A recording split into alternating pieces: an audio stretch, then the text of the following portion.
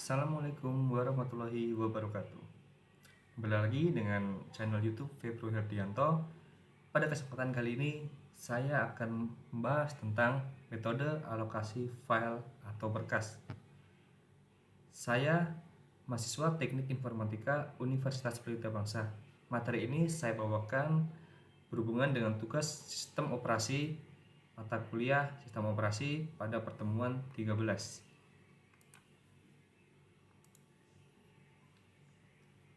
Ruang untuk menyimpan berkas pada tempat penyimpanan utama, dalam hal ini memori tidak cukup besar untuk menampung berkas dalam jumlah besar, karena ukurannya yang terbatas dan harganya yang mahal. Memori hanya dapat menyimpan berkas saat komputer dalam keadaan terhubung dengan arus listrik. Metode pengalokasian. Di sini ada 3 metode pengalokasian yang digunakan secara luas. Yang pertama ada alokasi berkesinambungan, yang kedua ada alokasi link, kemudian yang ketiga atau terakhir ada alokasi berindeks. Pertama kita akan membahas tentang alokasi berkesinambungan. Alokasi berkesinambungan, pada alokasi ini menempatkan berkas-berkas pada blok secara berkesinambungan atau berurutan dalam disk. Alokasi berkesinambungan dari suatu berkas diketahui melalui alamat dan panjang disk atau dalam unit blok dari blok pertama. Di sini ada 2 macam cara untuk mengakses berkas yang dialokasikan dengan metode berkesinambungan. Yang pertama ada akses berurutan, yang kedua ada akses secara langsung. Di sebelah kanan ada gambar mengenai alokasi berkesinambungan. Nah, pada alokasi berkesinambungan terdapat kelebihan dan kelemahan. Apa aja kelebihannya? Yang pertama, penerapannya mudah karena perpindahan head membutuhkan waktu yang sedikit untuk menyimpan suatu berkas karena letaknya berdekatan.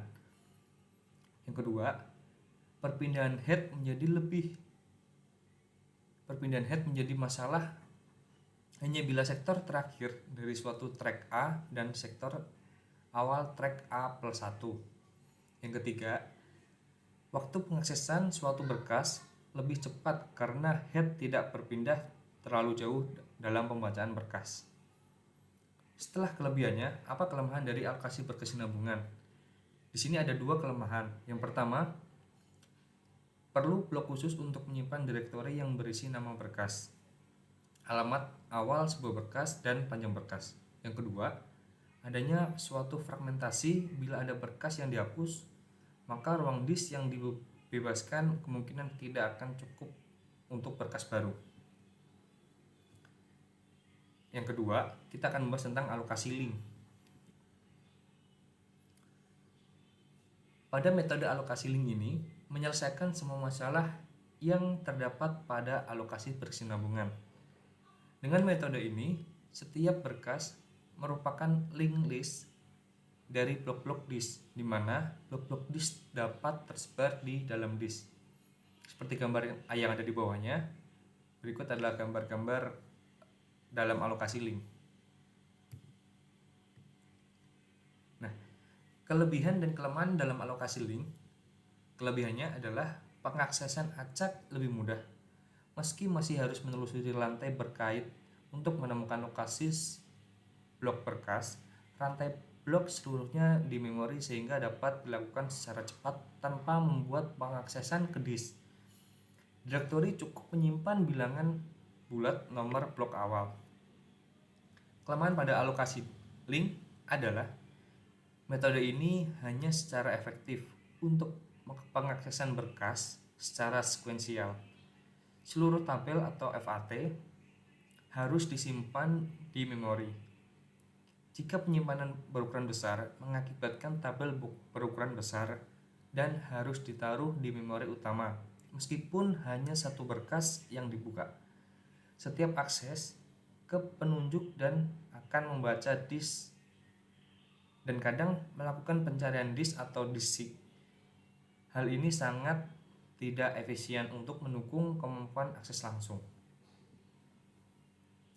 Yang ketiga ada alokasi berindeks. Alokasi berindeks, metode ini dengan barangkali dapat menyelesaikan masalah fragmentasi eksternal dan pendeklarasian ukuran dari metode alokasi berdampingan. Metode alokasi berindeks mendukung akses secara langsung tanpa mengalami fragmentasi eksternal, karena blok kosong manapun dalam disk dapat memenuhi permintaan ruang tambahan. Di sebelah kiri ada gambar alokasi berindeks. Terima kasih.